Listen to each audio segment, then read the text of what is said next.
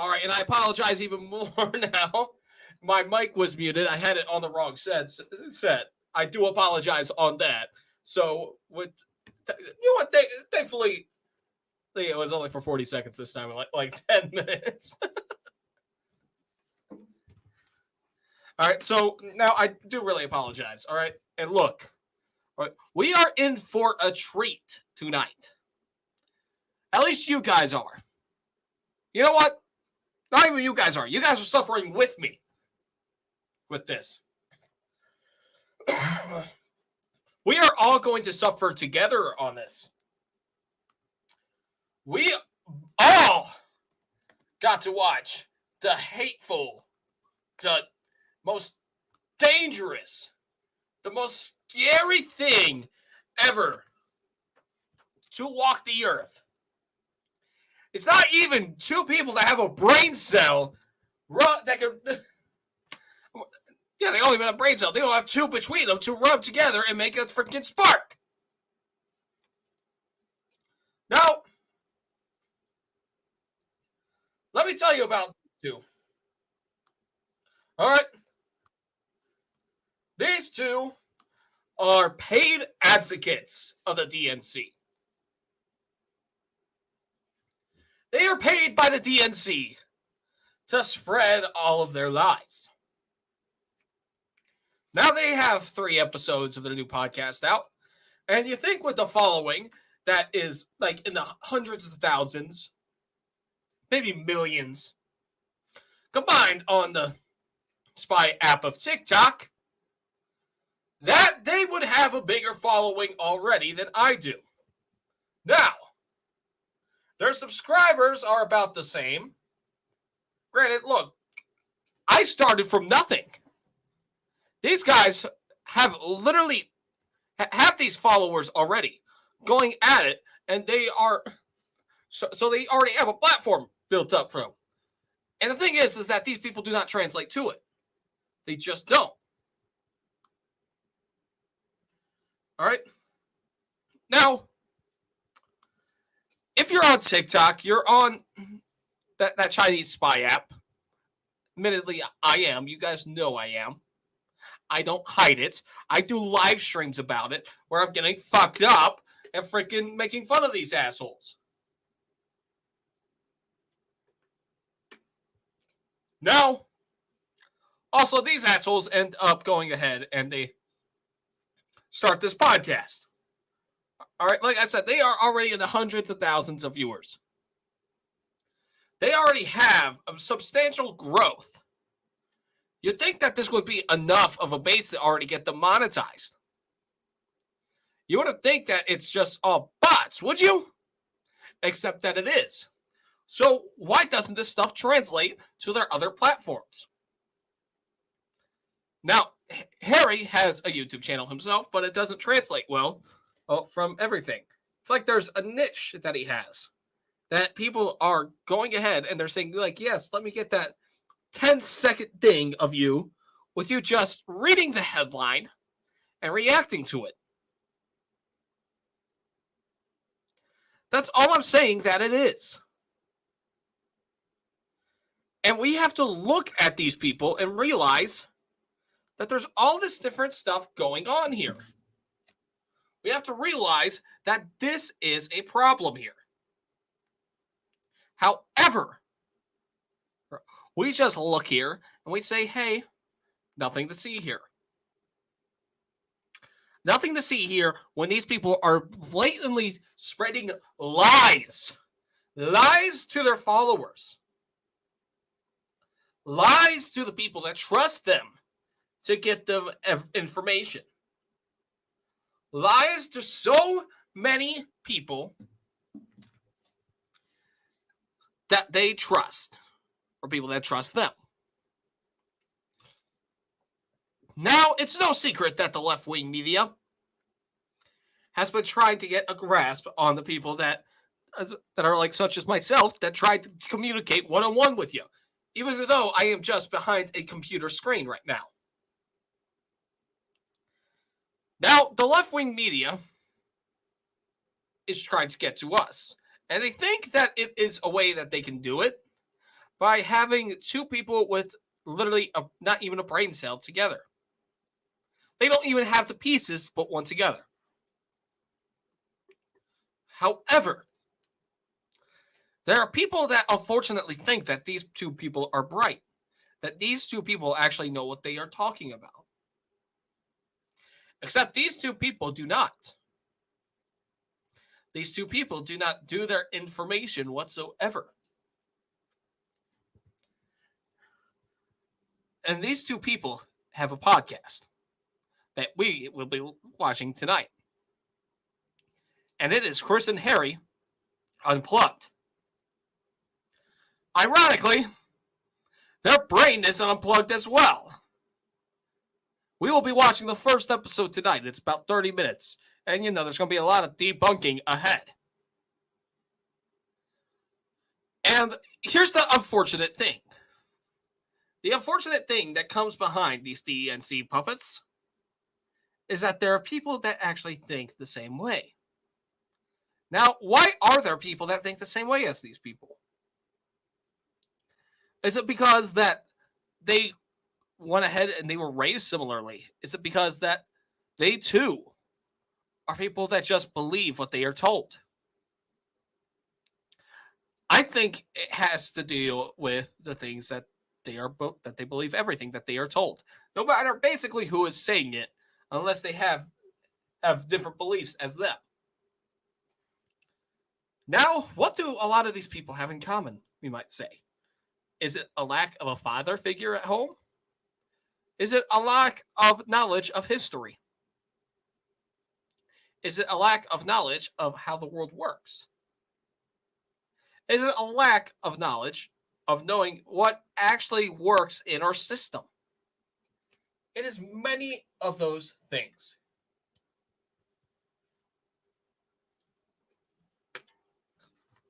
I think y'all agree.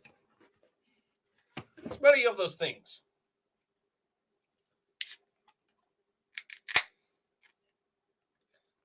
And as you know, we're dealing with the Democrats because I want to try to get on the same level as them. So, I got a drink. I got a drink to try to get on the same level as them.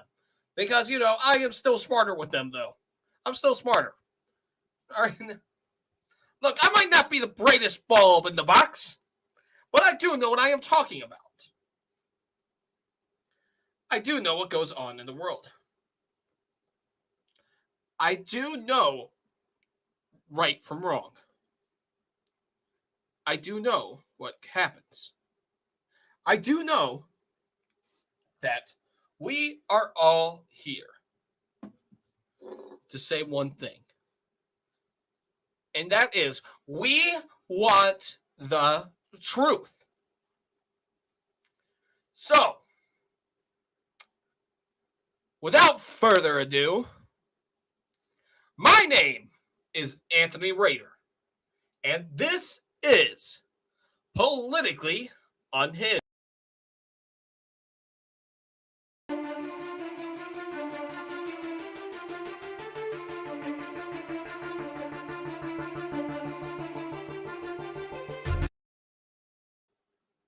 All right, guys. All right, look, we are going to be watching that, but first, there was something on Daily Wire that I do think we need to talk about. Because here's the thing. There's not anyone that is covering this, all right? There are people that are saying, like, yeah, the Barbie movie's woke. No shit, all right? But there is something going on with the President of the United States. And why isn't the media talking about this? Is it because there was the narrative built that Joe didn't know what was going on with his freaking son's business dealings? I was going to say husbands.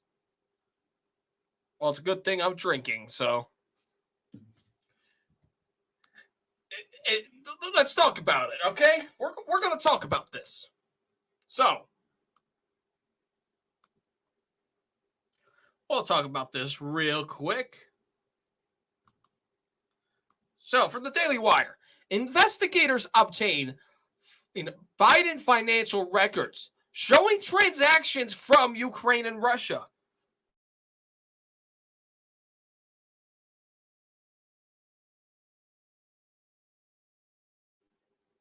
There's stuff going on. House Oversight Committee Chairman James Comer said during an interview this week that the congressional investigators have obtained financial records that will allegedly show transactions from Russia to the Biden family. To the Biden family. It's not just going to be the Biden family. All right, it's going to include a whole slew of people. We already know it's going to include Hunter. It's going to include Joe as well. Because, you got to set some aside for the big guy. All right, Comer made these remarks on Ted Cruz's podcast, The Verdict. All right. And he said this. And this is what Ferguson said. I want to know what countries so far you can name for sure. There's only one country that hasn't been talked about a lot, and that's Russia. And Comer says, stay tuned.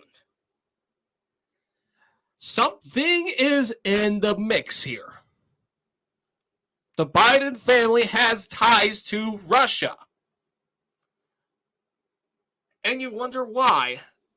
The war in Ukraine is still going on? Is it because that, I don't know, while this is going on, the Biden family is pocketing money from both ends? Maybe we should talk about it more. Maybe we should have dug deep into this, I don't know, when the 2020 election was.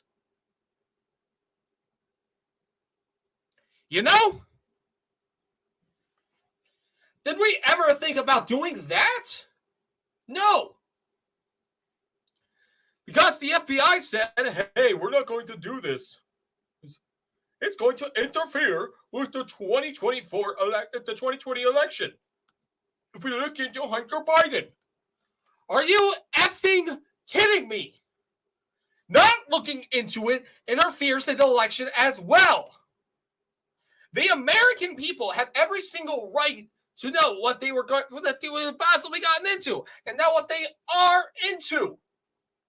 And you are telling me that there's nothing to see here, folks. Go back and enjoy your life.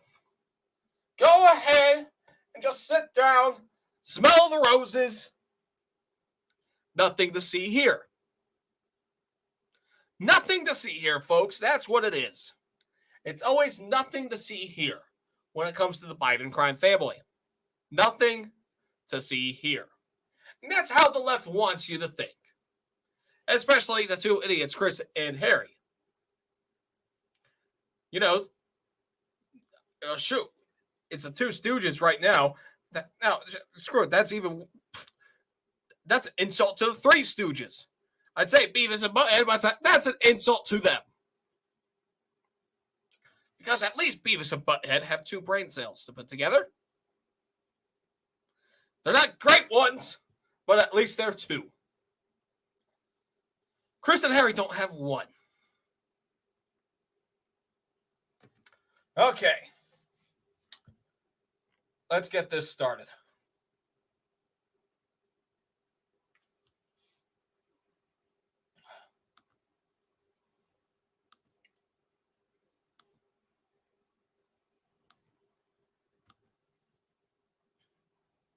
Of Chris and Harry Unplugged. My name is Harry Sisson. I'm Chris Mowry. A lot of people here may know us from TikTok or Twitter, where we post quite a bit about being Gen Z Democrats.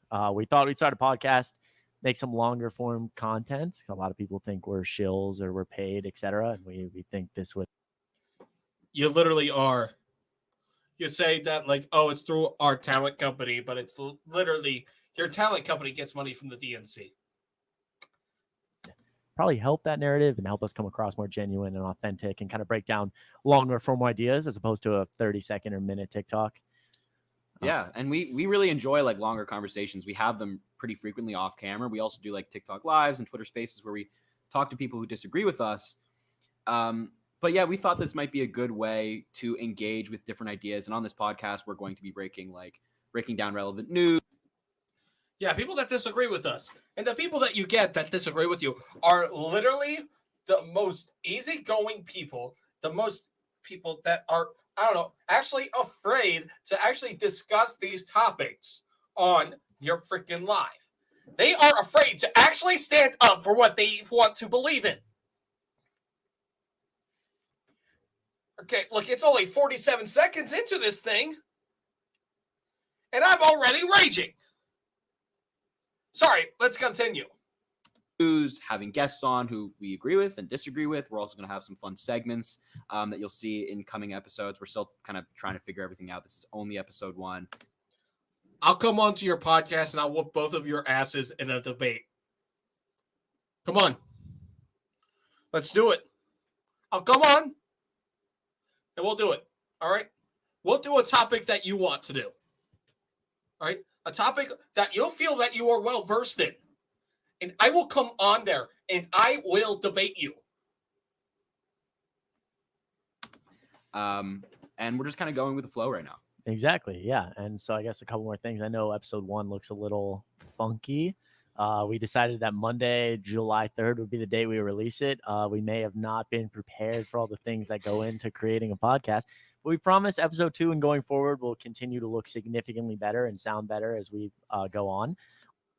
Look, I'll give Chris this, all right? At least he actually has a setup going, all right? It's a pretty decent one. Look, I had a freaking Xbox mic with my first few ones.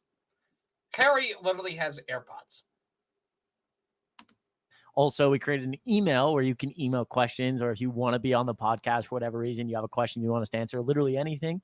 I'll put that up on the screen. I believe it is CMHS Unplugged. Or no, I'm sorry. It's questions at cmhsunplugged.com. Again, that's right. Questions at cmhsunplugged.com. We'll have it up. You can email us anything, mostly like questions though, and we'll just like try to respond, or if you have a question for us. Yeah. So I think if we want to go ahead and dive right in, why not? Right. Yeah. So we're gonna talk about some Supreme Court cases today with relevant. I am not going to email you to come onto your podcast. All right. Because that already makes me look weak. That already makes me look like someone that's like, oh yeah, I need this bigger platform.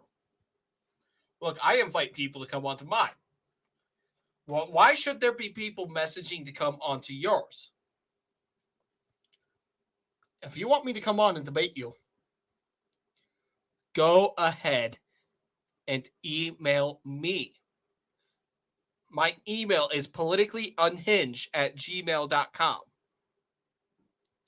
Now, I don't have the money to go ahead and set up my own website because I actually work a job and I cannot go ahead and go up to the freaking RNC because I'm a Republican and ask for money. Y'all go up to the DNC and you get it.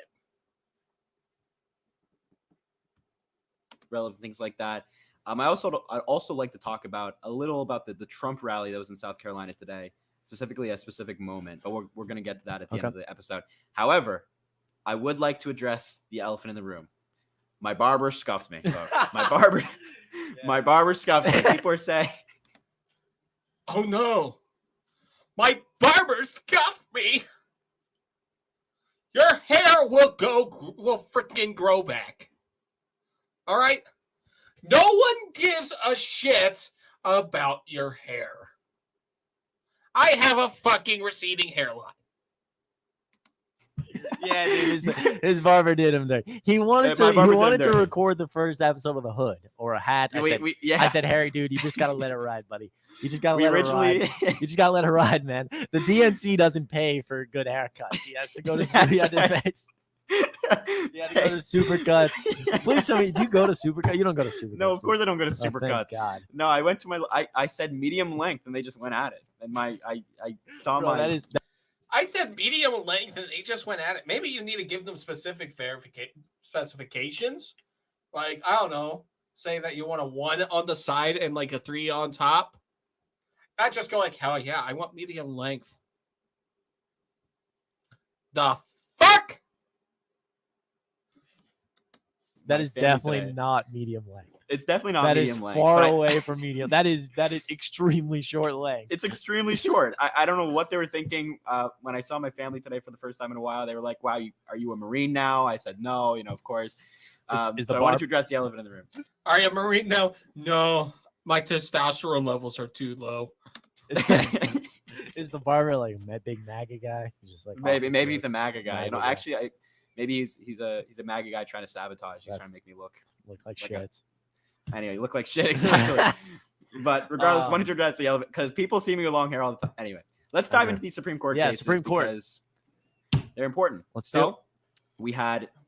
There've been a bunch of Supreme Court cases recently, but some of the ones that are talked about in public the most have been the affirmative action case, the student loan forgiveness case, and then the final one where a website designer in Colorado didn't want to make wedding websites for gay couples, and they ruled in her favor. Right, and that case didn't even actually exist.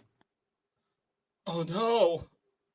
They ruled in for denial of service. How could they? Because let's start there. Actually, let's start because with that case. I don't think, or my understanding is that they ruled on a case that was hypothetical. That's right. She made I think it was back in 2016. She made a claim to the courts in Colorado saying like, "Oh, this gay couple asked me to make a wedding website for them, but I'm religious. I don't want to." And the court was like, "These people don't exist. Like, they're not actually like a gay couple. They're not real. They're not asking for a website." And funnily enough, one of the guys who was cited in the lawsuit didn't even know his name was attached until now. That's like after wild. The Supreme Court case. And he's like, "Yeah, I have a wife and kids. I'm not gay, and I never asked for a wedding website." So that's so crazy. And this claim managed to make it all the way up to the conservative Supreme Court, who thought, "Yeah, let's rule on as you said, a hypothetical. It doesn't exist. This never happened." Yeah, and I think, except it did. Although like a lot of these SCOTUS decisions are obviously like very complex. Neither of us are lawyers. We try to give the general input as we can and try to like learn more as we go. Actually, like read the SCOTUS. You don't have to be a lawyer to actually interpret the law correctly. I'm just saying, I'm not a lawyer. It's one of those things. People say like, "Oh, you're not a lawyer. You don't know how to interpret the law." You don't have to be one to interpret it correctly. That's all that it is, all right? People like to think that the law isn't as black and white as it is, when it literally is that. Let me tell you something. The more time that you spend on writing a law, right? Writing pages upon pages, making a book out of it, you actually open it up to more loopholes versus just saying, "Hey, the tax is 10%. Kind of simple. But if I go ahead and say like, "Hey, the tax is 10%, the tax shall be 10% on the income of $50,000 or more." Right. And then I go ahead and I list some things that can go ahead and be exempted. That is literally what it is. SCOTUS cases, but for now, I think the general idea is that we're stepping backwards in a lot of senses. Roe v. We're stepping backwards. Oh no, we're going back to what it was 5 minutes ago when we had a sane country. Wade was a precedent for 50 some odd years, and now we're I guess legally certain businesses, not all businesses, it's complex, but certain businesses can discriminate against LGBTQ individuals. Businesses already had the right to the freaking decline service to anyone that they wanted. All right, you guys can do the same. It's that simple. Nothing has changed. All right. Have you not seen the signs in like restaurants or any places that say we have the right to decline service to anyone? That's just literally it. And as we move forward and talk about the other ones, the other cases, I mean, it's clear that elections have consequences. This is if Hillary would have won in 2016, we probably would not be having any of these. If Hillary won in 2016, we would be freaking 6 feet underwater. Discussions. Our Supreme Court would look significantly different. it's just a little. I think it's a little scary. I mean, you and I are not members of the LGBTQ plus community, but kind of looking at That's a shocker. how these cases have come about in recent years is pretty terrifying. I mean, we had Roe, which, as you said, overturned like 50 years of precedent, and then everybody on the left. Yeah, but here's the thing about Roe, okay? The left had 50 years to go ahead and enshrine it into law. They had majority for a while, for quite a bit of that too. They had a majority in that. And did they once ever say, let's pass an abortion law? No. They never did. Maybe because they know that it's a platform that they can run on. Maybe it's because they know that they can go ahead and say, hey, this is an issue that we can run on for years. And they don't look for solutions. Maybe it's that. On the left was like they're going to go after gay rights next, and Clarence Thomas and his opinion. Okay, ready? Go after gay rights next. You mean people forcing a business to do something that they don't want to do? Gay rights, such as, I don't know, making actual biblical pastures saying, like, hey, you got to marry us? That's not gay rights. People have the right to go ahead and say, hey, no to everything. It's just one of those things. However, people say it's discriminatory. Here's the thing. It's not. All right? Look. It just isn't. If we go back a while ago, sure, like let's say 5 minutes ago. 5 minutes ago. All right? Basically 5 minutes ago, what happened in this country is that you were allowed to deny people of service, of their sexuality, of their race. Not necessarily, like, look, right? It's not just based on that. Maybe it's because you don't want to be, I don't know, with a certain group. And here's the thing, all right? There are religious people. There are quite a bit of people that say, like, hey, I don't want to do this right now. I don't want any part of it. And we force these people to take part. Is that actually a free society? No. Here's the thing, all right? What's so great about this society is that we have multiple people that can do the same services. And you're going to drag people down the mud just because they have a religious belief? Say, like, no, I cannot do that for you? You guys think that's okay? Opinion was like, yeah, I think that the Obergefell, the case that legalized gay marriage, should be looked at again. And everybody's like, oh, they're going to. Yeah, it should. All right. It was bad law. It was bad practice. It definitely needs to be looked at again. I'll say that. It does. Wanna know who also said something should be looked at again? Ruth Bader Ginsburg. Ruth Bader Ginsburg actually said that Roe v. Wade was bad law and needs to be looked at again. And she even said that she would have voted against it, overturning it, if it came during her tenure. We're going to come after LGBTQ plus rights next, and people were calling us hyperbolic. They were saying we're dramatic, and then what do you know, a year later, right, here we are. You can discriminate against gay people. Right, exactly. Right. A lot of... You can discriminate it because it's your religious belief that men and women should only marry each other. That's discriminatory. All right, look, as you know, Ken and I were pretty good, all right? We know each other. All right?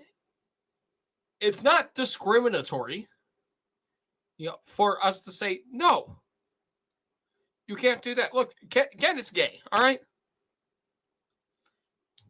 I have gay friends, yeah.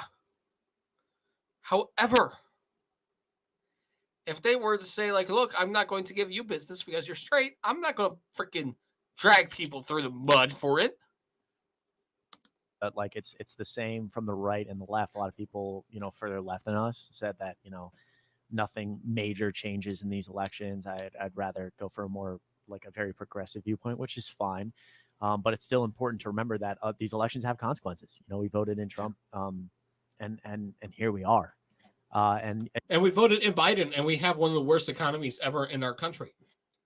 Even people on the right, like you said, they said, well, abortion's one thing, but they wouldn't go after anything else. Well, like you said, here we are, and who knows what's next? I think you've opened up a can of worms. I think we heard someone talk about it last night on Twitter Space. What's next? Are we going to start ruling on whether you can, you don't like people with disabilities, so you can, kick them out of your place of business? What's right. It's you already can do that. I honestly like. Do you not know that you can do that? It concerns me that you guys don't know that. We're going backwards. We're going backwards. And what's a little scary, especially I think for the Gen Z voters, is that we just learned today that for the next term, the Supreme Court has agreed to take up a case regarding domestic violence abusers being able to own firearms. Wow. So many cases in many states, like I think it won't go through. Really, I'll be honest. It's not. I think even the majority of states, or the overwhelming majority of states, domestic abusers can't get firearms because it's one of the main uses of or main weapons that abusers will use against their partners to kill them. Or no, it's not. It's actually very low on that list. Want to know what's high on that list, Harry? Baseball bats.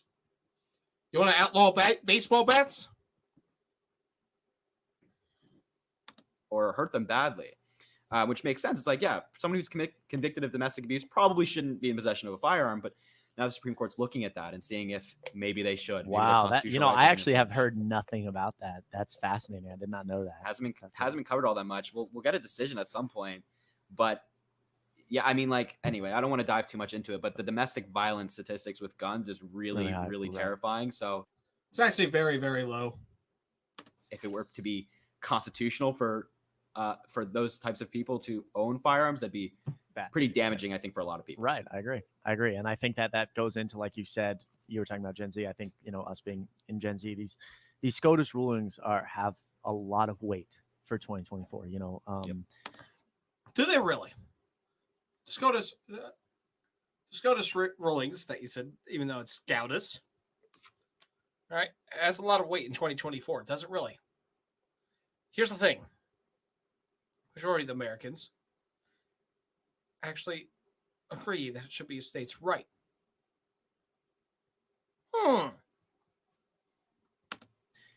I think out of any generation, I think 20 some odd, it's a pretty high percentage, 15, don't quote me here, but 15 or 20% of Gen Zers are in the LGBTQ plus community. Yeah. And we don't see a problem with that it has literally skyrocketed. It's skyrocketed from other generations. You're saying 20% statistically. How? Is it because that they made up things? That young people just want to be part of a fad? They want to do whatever popular. Because that is a thing with young people. A significant amount more. I can't speak. A lot of Gen Zers support the LGBTQ plus community. So SCOTUS rulings like this, if someone can look objectively and say, it's a very conservative court, may sway voters in 2024. And I think that kind of actually transitions pretty well into talking about, the next SCOTUS case, which is student loan forgiveness. Yeah. Right. Tough case. Tough decision for the Biden administration. We were, I remember reading. You were promised on falsities that would never happen. Kind of simple. The president does not have power to go ahead and release student loans. Guess what? Neither does the Department of Education. If you take out a loan, you got to pay it back. That's simple. All right. And here's the thing. Even if they relieve it, who's still paying back? It's the taxpayers. All right. And we all pay taxes, even if it's for like, I don't know, for like gas. You're still paying it back. You're going to be paying it back at a higher interest because of that. And guess what? The government would be taking on that debt. On it. Look. Here's the thing. All right. Trump freaking added a shit ton of debt to the freaking debt, to the national debt. All right. I'll be honest. All right. He did. But intentionally taking it on. Going ahead and saying, oh yeah, poof, it's gone. With inflation at 40-year highs, we're saying it's okay. About their arguments, back in the fall when it was being made, and they were citing the Heroes Act, and it seemed pretty good to me. I think the arguments were really strong, so I was actually kind of surprised. Except they weren't. They are based on falsities that actually do not exist in law. By the ruling. I know that it's a conservative majority, but that's because you're stupid. All right. If you literally had two brain cells to rub together, you'd be able to figure that out. I thought that the arguments were really strong, and so did the Biden administration. I mean, we've heard from them time and time again, like we're confident, we'll have it our way. But it's unfortunate. It's unfortunate to say. Right, exactly. And I think, I think you and I have talked about this extensively, that, there's obviously a need for a longer term solution. But this student loan problem is bubbling bad. And it's, I talked to a lot of people where it's dragging our economy down. A lot of these borrowers, I've read statistics, if you're in more than $30,000 of student loan debt. Maybe it's because you freaking did women's studies and like all that you can do is get a job at like Subway and McDonald's. You're 11% less likely to start a business. Yeah, because if you're in $30,000 of debt and you went ahead and took out a loan for a freaking, I don't know, a degree that literally doesn't mean anything, that can't get you a job anywhere, maybe you shouldn't have done that. 1 in 10 of those people said they haven't bought a car. You're 36% less likely to buy real estate. I mean, this is your... Again, just because you own student loans, or maybe it's because you're an idiot. Maybe it's because you don't know how to budget. Maybe it's because you don't know what's actually going on in the country. This is your local economy and your national, just it's your local and national economy. Yeah. Guess what? If you absolve that, both of them go down the drain. Your national economy. So it's affecting everyone. So, we need... It affects everyone if you go ahead and relieve everything. To find a solution on that, but it's unfortunate that we couldn't, at least alleviate it slightly.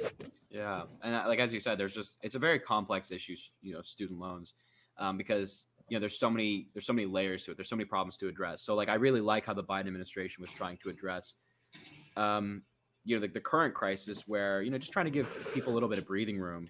Right. A little bit of breathing room by taxing 20,000 everyone. But obviously that doesn't really get to the source of the issue, but that would need to go through Congress. Right. And I think... Oh, no shit. You're saying that they should have done it the legal way to do it? Surprising. The sidestepping that's being done now, although I'm not super familiar with still understanding what the Biden administration is doing further, but I understand that, for an extended period of time, now I think if you pay your student loans, because of a big problem a lot of people are having is that they can't actually attack the principal. The interest rate is so high. It's so much that like a lot of people... The interest rate is high. Gee. I wonder what party raised the interest rates. Come out of college with $100,000 in debt and 20 years... I wonder what party implemented student loans. And then colleges went ahead and said, hey, I know what we can do. We can make everything more expensive. Later, their principal balance is $125,000 because... Oh! So here you are, not knowing that you're criticizing the Democrats on it, but you're saying it's the Republicans' fault because of it. Huh. Because they literally can't attack the balance. It's insane. I think, they're trying to sidestep and move towards something where as long as you make a payment, your principal can't rise at least for, some 18 months or so. There's still steps to alleviate that pain, but there needs to be. No, you can do that by going through the legal track. Here's the thing, all right? A lot of Republicans wouldn't be going to like, yeah, that's fine. All right? If you make a payment with it, that's fine. 18 months, however, that's a long freaking time. I don't think you understand how long that is. All right? Especially in economic terms. 18 months is a long time. I could see like 4 months. Fine. A quarter? Okay. But 18 months? Holy shit. A longer-term solution. So. Yeah, and it's tough. And I think tackling the root of the issues, through Congress would be great. I think attacking these predatory loans, the really doing it through Congress. Oh, gee, like you were supposed to do in the first place. High college prices. I don't really know how you go about that. You could, get rid of the student loans, basically saying hey, you can take out whatever amount that you need. I don't even think about that. Talk about funding or having a cap on tuition and things like that. I think if you go to those root of the issues, and then of course the existing crisis, kind of tackling those three things at once would be really beneficial. But I don't see MAGA Republicans joining forces anytime soon. Right, exactly. So it's tough. Yeah, we'll see. Again, that's why 2024 is important. You should go vote. You should really go vote. You should go vote. You should vote. Vote blue. I agree. You should go vote, and you shouldn't go vote blue because they are the reason why you're in this problem. Blue specifically. Vote. So yeah, and then the last case. So we did the business, the LGBTQ plus student loans. Affirmative action. Yeah, the affirmative action case is very, very, very complex. It's very, very complex. You mean that you can't actually admit people based on the race? How is that complex? You're saying that you don't want racism, but you support racism.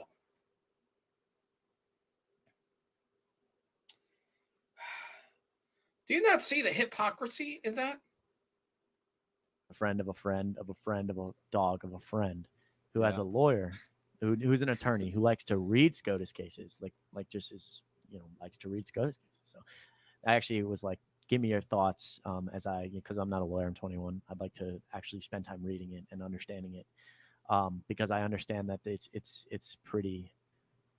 complex about how the colleges will be able to move forward on affirmative action. It's not. You just can't admit people based on their race.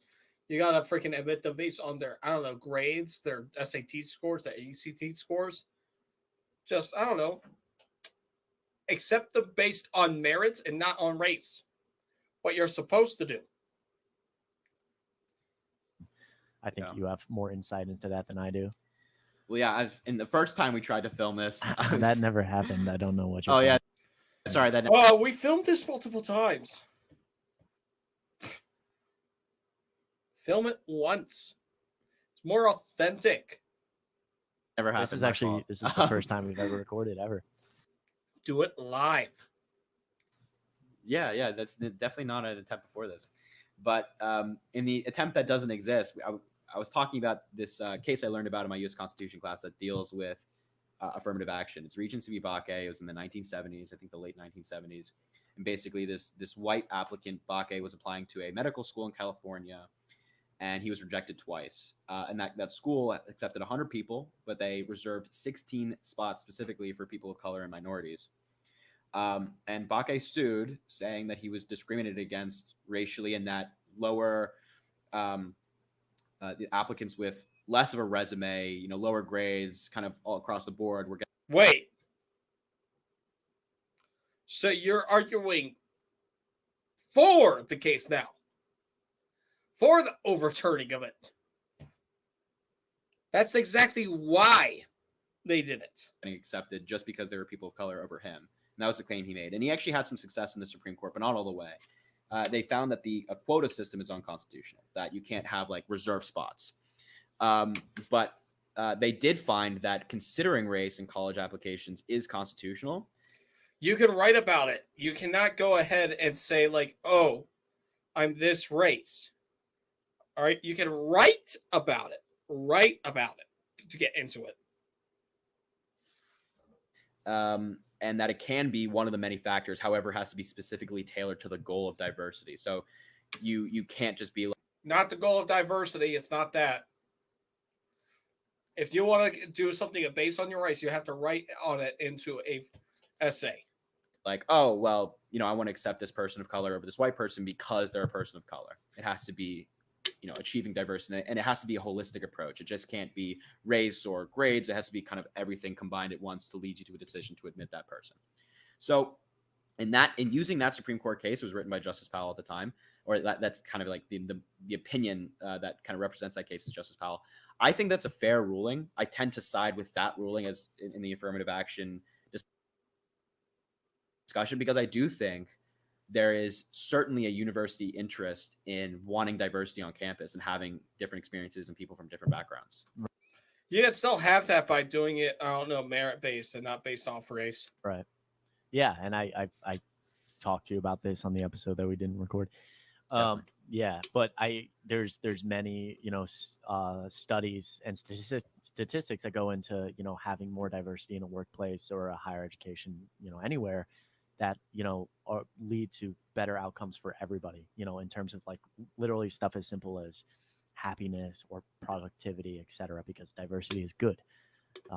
So yeah, complex, but hey, I think that sums it up right there. Diversity is good. Yeah, diversity is good. And the frustrating thing about the dialogue on social media after the affirmative action case was that a lot of conservatives, a lot of people on the right just thought affirmative action was accepting people of color because they're people of color. That's it literally was only reason. And that basically Harvard's looking at a person of color's application and a white person's application. They're just picking the person of color because they happen to be that, but it's not.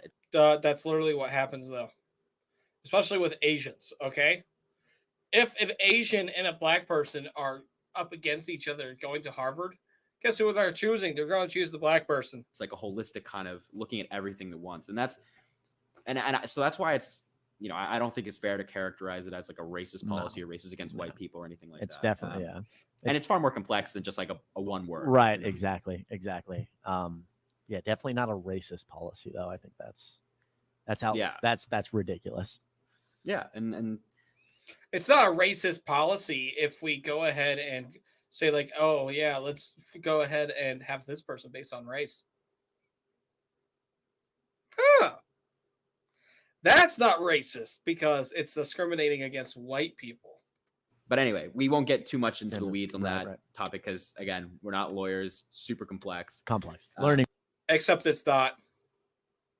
More. Learning more that's as the we key. go. Yeah, the key here is not to scream and yell about an opinion. The key is to just even if we tell people all the time on TikTok or Twitter, people ask me a question. How do you feel about this? I say I'm still deciding how I feel about that. I'm still deciding how I feel about that.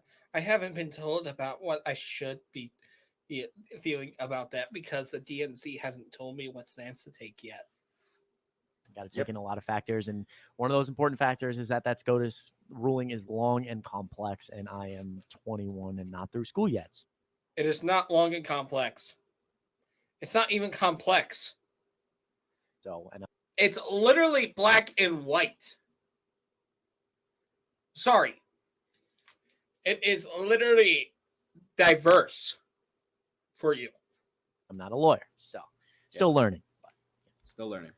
So those are the SCOTUS cases. Those are kind of in the news. Yep. But the last thing I wanted to talk about and bring your attention to, Chris, is this today in South Carolina, Trump had a rally. Right. So I actually haven't looked at this much because I don't know. I don't look at Trump rallies.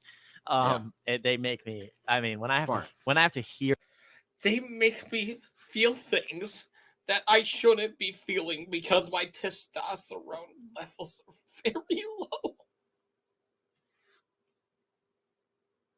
Hear Donald Trump speak, it's like, it's the most brain-numbing thing. I don't know if that's the right term.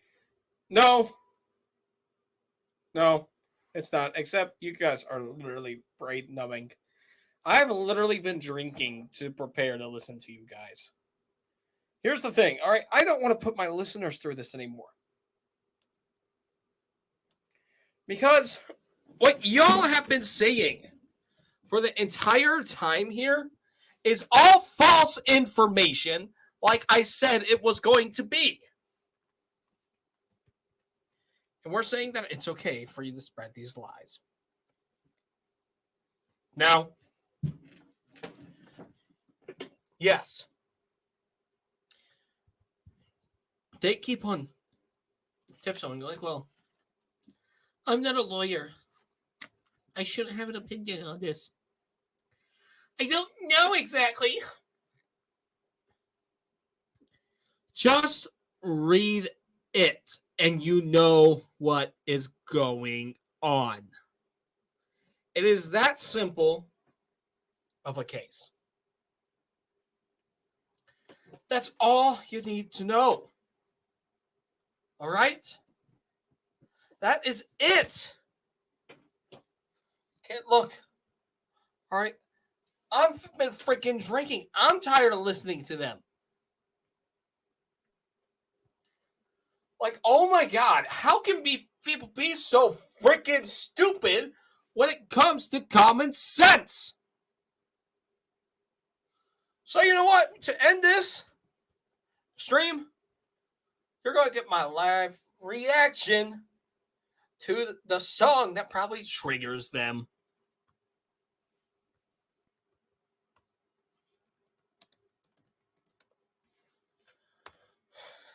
Now, I haven't listened to the song yet. So we're going to do that now.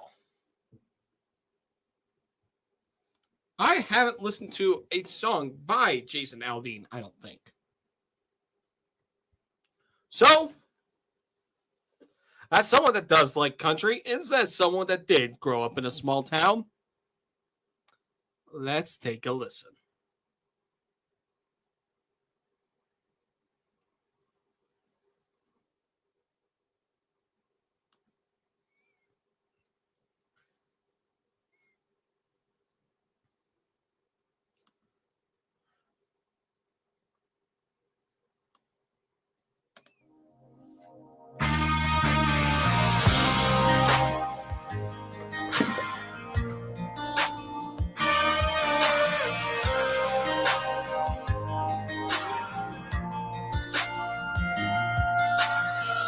Sucker punch somebody on the sidewalk, carjacking old lady at a red light, pull a gun on the owner of a liquor store. You think it's cool, act a fool if you like, cuss out a cop, spit in his face, stomp on the flag and light it up. Yeah, you think you're tough. Well, try that in a small town. See how far you make it down the road.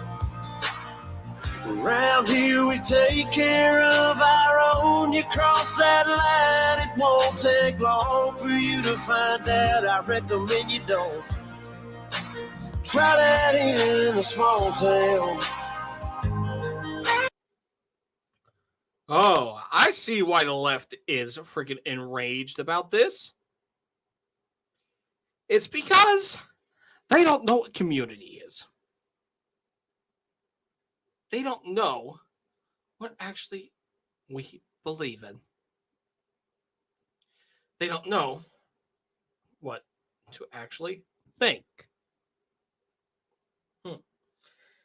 Here's the thing. Community in a small town is exactly like that. You try that shit, something's going to happen.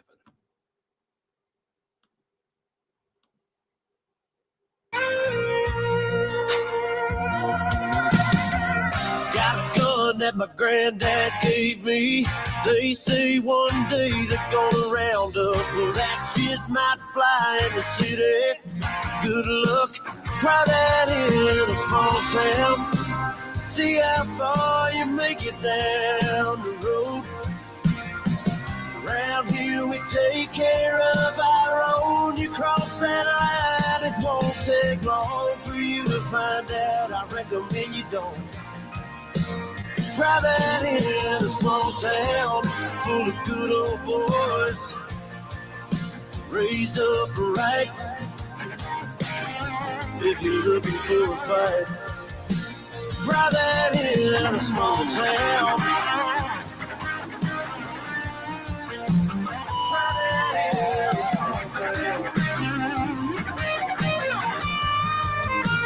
Try that in a small town. Yeah, try to pick a fight in a small town and see where that gets you. That is 100% true. All right? You try to pick a fight in a small town, see where that gets you. You do all this crap in a small town. Where is that going to get you? Now, the left doesn't like small town America because we actually have standards. We actually believe that there are consequences to your actions. Round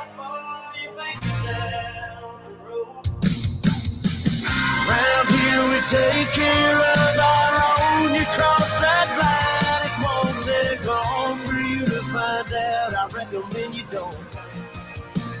Try that in a small town. These farmers are dropping their own crops for the day. A friend is in need, and they've come to help. It's what this community and a lot of our communities stand for. Somebody needs some help, you'll get it. Try that in a small town.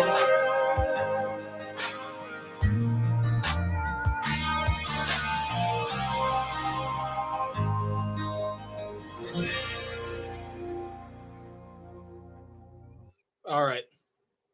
My final thoughts on that song. It deserves an Emmy. The left has no reason to be mad about that. They're saying that it's racist. It's not. In small towns, we protect our own, no matter what color, no matter what sexuality, no matter what. We protect our own. And that song is one of the truest things that I have heard in the last several years. And the left is mad about it. Here's the thing. Maybe there's a problem with the way that they think and how society is actually ran. Now, that's just something to think for you to think about. Now, I want you to try to build a community like you would in a small town, so we can see what happens if someone crosses that line in your community. All right, guys, I want to thank you for watching. And thank you very much. All right. We are now over 400 subscribers. Once again, thank you. I never thought that this channel would be getting this popular so fast. So, I want to make this promise to y'all right now. All right. If Daily Wire reaches out, or if I'm able to contact someone from Daily Wire to get that show on that platform, well, to get the show on the platform, we're going to do it. All right. And I will not take a cent until this show becomes profitable for them. All right. And that is a promise. because I believe the message is more important for me than getting paid. All right? So, once again, thank you. Thank you for making this channel as big as it is now. All right? In my wildest dreams, I didn't think we'd be growing this big. I didn't think that we'd be having all of these different discussions right now. In all honesty, I thought I would still be some 20-something-year-old talking to several people. All right? I didn't think that this movement would have kicked off as fast as it did. I am very thankful for each and every one of you. All right? And look, I don't get emotional. And I am getting emotional because you guys are helping us make America how it was. All right? You guys are helping us do this. And I can't believe that we're going to be able to do this. All right? If I'm tearing up, it's because of tears of joy. All right?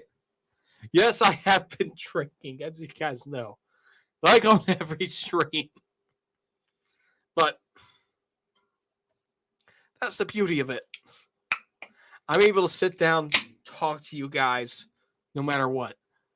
And being able to entertain you guys, being able to say, like, hey, this is what actually needs to happen. It's amazing. All right? I'll be honest. I thought by this time I wouldn't be anywhere near 500 subscribers on YouTube. I didn't think that. I didn't think at this time on July 22nd that we would be able to get this movement where it needs to go. And it's because of Americans like you that we are able to do this. That we are able to go ahead and make this country how it is supposed to be. And that is why I am very proud to be one of your future presidents. All right? I am very proud to be an American. I am very proud to be leading this political movement. But, like I said, this wouldn't have been possible without people like you. All right? And that is the truth. That is the whole truth. All right? And I swear on that. Or, so help me God. All right, guys. I will see you soon. All right? Well, first, as always, we do kind of read a historical quote. All right? I did not forget about that. You know what? We're not going to take a historical figure this time. I want to do a little ass kissing today to try to get on Daily Wire.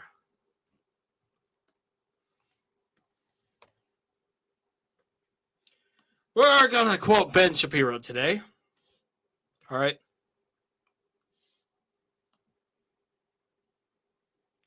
Here we go. This quote is from Ben Shapiro, one of the brightest minds of the world that we live in today. All right. So first we take all of our producers and we lock them in a room. What the fuck? It says it should be out of context. Maybe I should have read that more. All right, we're not going to do this, okay? All right, we're not going to do that one.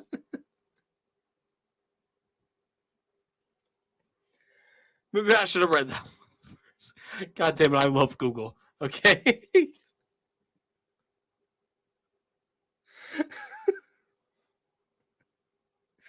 I thought thought that was a good one.